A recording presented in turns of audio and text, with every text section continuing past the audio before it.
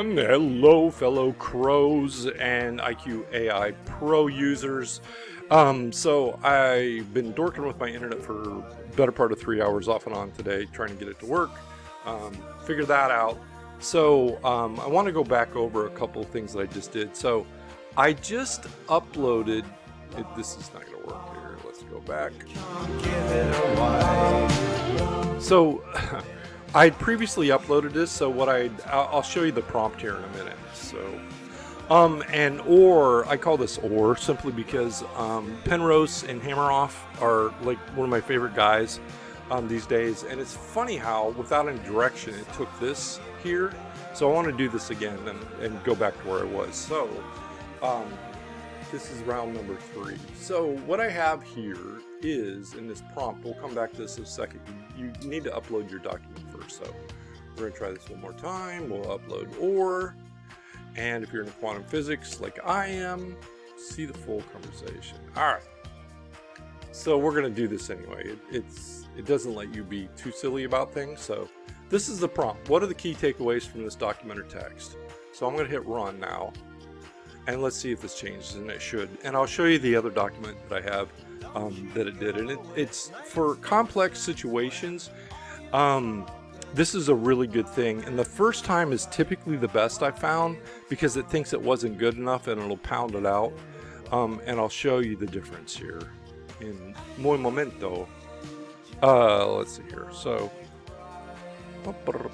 that's basically it. So what this does is, and this has been, I actually wrote a thing on the Pygmalion effect, a story, I don't know, like maybe 7-8 years ago on it, and why when you think good things will happen, they happen, and when you think bad things happen, they happen. And so when I found out about quantum entanglement and then the OR theory, which basically says, so quantum entanglement is, if you don't know this, is, let's see if I can do 2 things at once here. Let's go back to history. Take this one.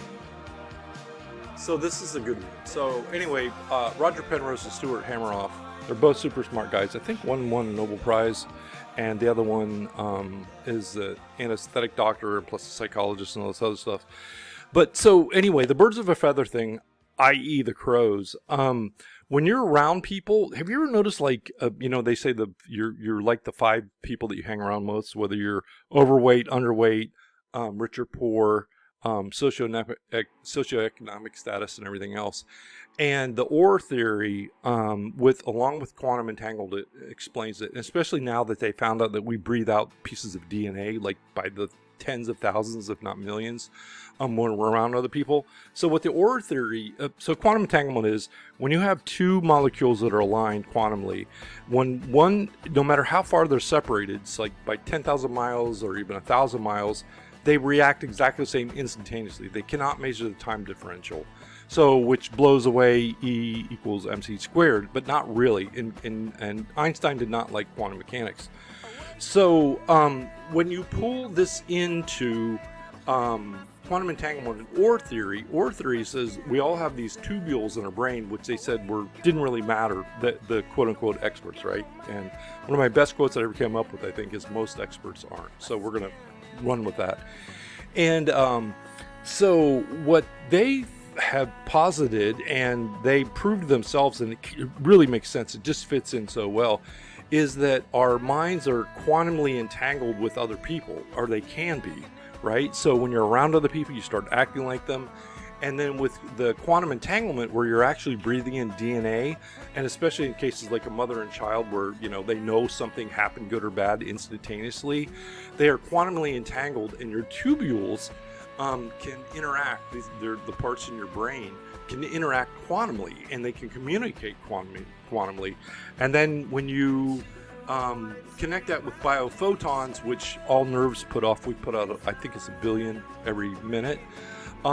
They can have an effect on this stuff. So it could explain ESP, intuition, and why groups of people, when they're have the same goal, that they do miraculous things. That 100x effect sometimes. So anywho, that was the long answer for what you can use this for. And I kind of like this one. And just to reiterate here, so this saves it in clean text. So if you place this in your website, you're not going to get all janky. So we strip out the code in here when it's saving. So this is just straight text. And then when you pop it out, you can go ahead and put the spacing and everything else in there. So anyway, that's a long version of it. Hope you're having a great evening. I am going to go take a shower and hit the hay. It's been a long day. And so that's it. Simple template or a simple prompt. It's available now. I've got a ton of these. What I'm trying not to do is overwhelm everybody. So if you have any requests for prompts or some mods to these prompts, just let me know and I will get back to you as soon as I can, and we'll come up with some really cool stuff. I literally have 2,000 or 3,000 at this point in the game plan. And I'm almost ready to I'll be able to put like 3 or 4 hours a day into this, which is going to be fantastic here shortly. So anyway, hope you guys are doing and gals are doing fantastic, and thank you for being pros. You'll look back in this time and say, remember when we did that stuff? And because this is, if you use this correctly, AI with HI, it's game changing, and I'm still sticking by this. People who aren't using AI within 6 months to a year are not going to be in business. I really think that. So anyway, Hoodle, hope you have a great day. Andrew Anderson, fellow Crow, signing off. And this is definitely a longer crowbar, don't you think? Talk to you later. Bye-bye.